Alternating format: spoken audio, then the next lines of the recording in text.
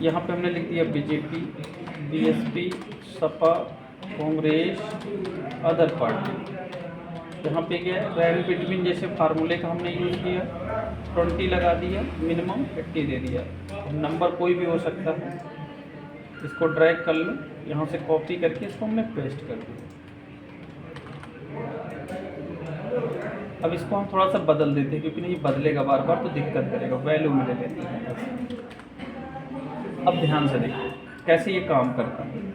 Pivot table है, तो यहाँ से पाइवट टेबल पे आप क्लिक करोगे, पाइवट टेबल अपने हिसाब से किसी भी डेटा को कस्टमाइज करता है। तो यहाँ पे हम जिस चीज़ पे टिक लगा देंगे वो ऑटोमेटिक आएगा। अगर इसमें ना लगा के हम 22 पे कर देंगे तो पहले 22 आ जाएगा, 21 कर देंगे तो 21 आ जाएगा। तो ये सिस्टमेटिक डेटा होता है। यहाँ से फिल्टरिंग की सुविधा भी होती है, तो आप लोग यहाँ से जिस चीज़ को चाहिए उसको ले सकते हैं।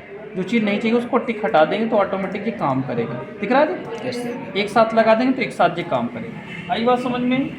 तो इसका काम क्या होगा, इसको यहाँ से पहले हटा दो। स्लाइसर पे चले जाओ। जैसे यहाँ पे हम पार्टीज बाई यहाँ पे ओके कर देंगे, ये ईयर बाई डेटा को लेना है तो यहाँ से ओके कर देंगे। ये स्लाइसर है।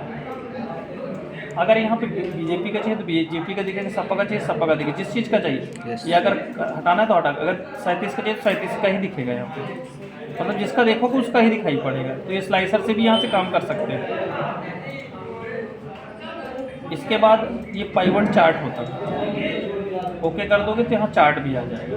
तो चार्ट भी इस तरीके से काम करेगा। जैसे मान लो यहाँ पे जिस व्यक्ति का देखना है, फिल्टरिंग सुविधा यहाँ पे होगी। जैसे बीजेपी का देखना है तो बीजेपी का दिखे, ये 2 पार्टियों को देखना है तो 2 पार्टियों को दिखेगा। दिख रहा है?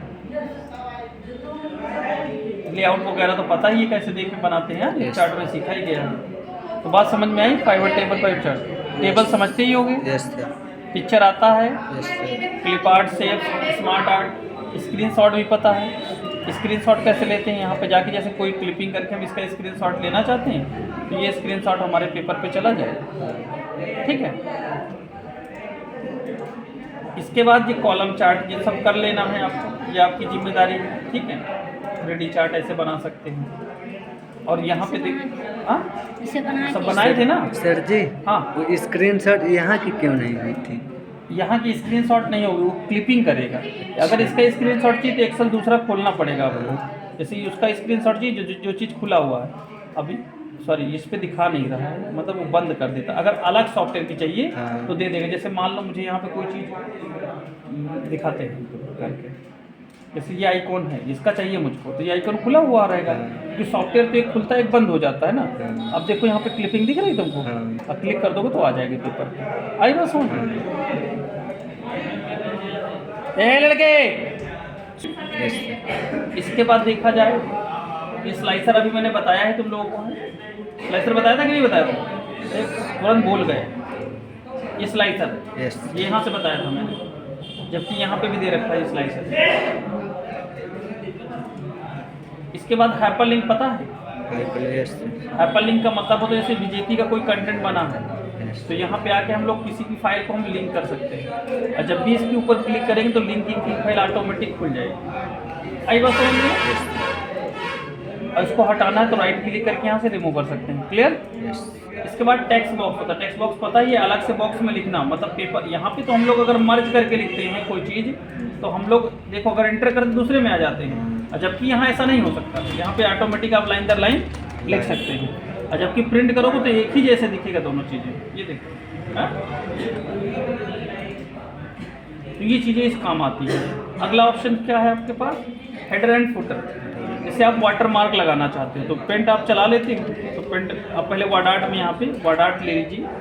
यहाँ से आप जैसे वाटर मार्क लगाना है तो यहाँ पे आके जैसे आपको लिखना है, मैंने कैपिटल में लिख दिया GS कंप्यूटर, ऐसे करके।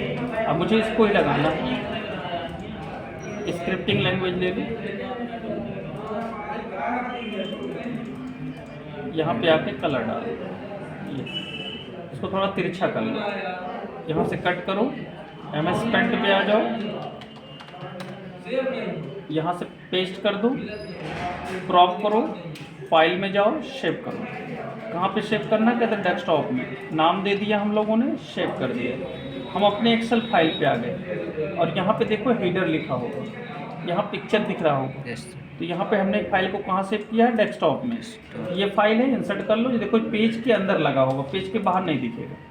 हाँ, दिख रहा है आप लोगों को? हाँ, तो इस तरीके से हम वाटरमार्क लगा सकते हैं। ये एक मेथड है जो कि लगाने का।